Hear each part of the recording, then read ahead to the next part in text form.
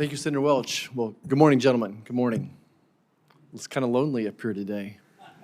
Everyone is out voting, and I'm sure more will come back in a moment. But, Mr. Bull, I want to talk about farmer mental health for a second and farmer suicide. This is something near and dear to my heart for many reasons.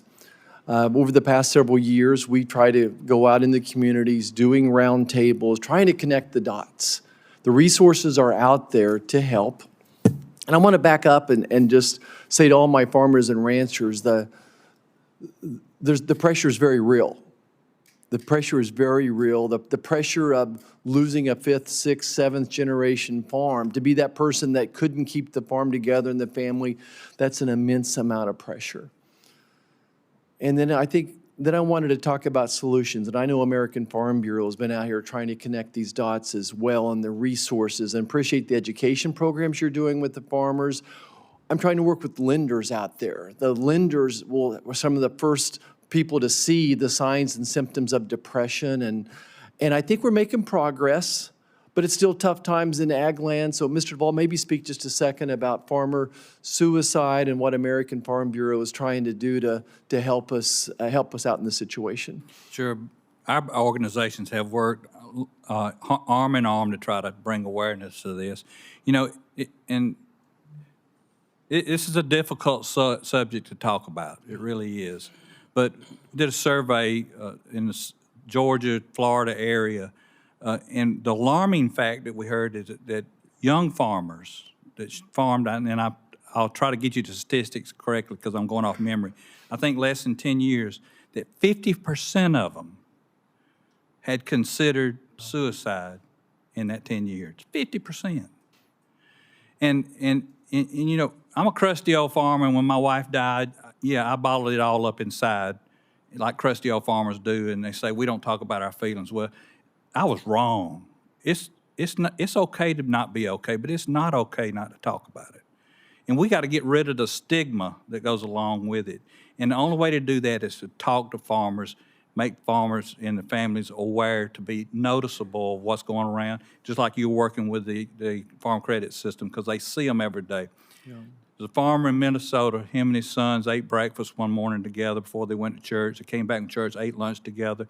They talked about some of the issues, financial issues of the farm, and before the son went down, the dad had taken his life. Goodness. That cannot continue to happen. Yeah. It is a disaster. You know, I just encourage everybody to be a good neighbor. Most of us notice when our neighbor suddenly is not going to church or they're not going to a ball game, and there's some of those very subtle hints out there that we're all aware of. And sometimes all it takes is a text message, or go by and pick him up, take him for a cup of coffee, and open up your ears and let him talk. Sometimes that's all it takes. Yeah, being a good neighbor. Mr. Lurie, in your testimony, you talked about farmers selling to monopolies. How do we put farmers back in control? And then what else can we do to give the farmer more options? I'm sure you've thought about this.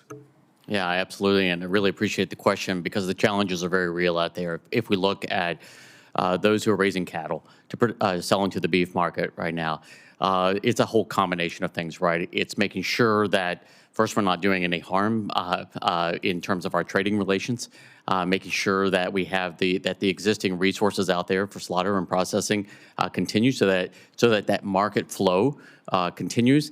But at the end of the day, we still have a highly concentrated beef market, for example, and this is true across agriculture, where the opportunity for collusion and manipulation of the markets is too great.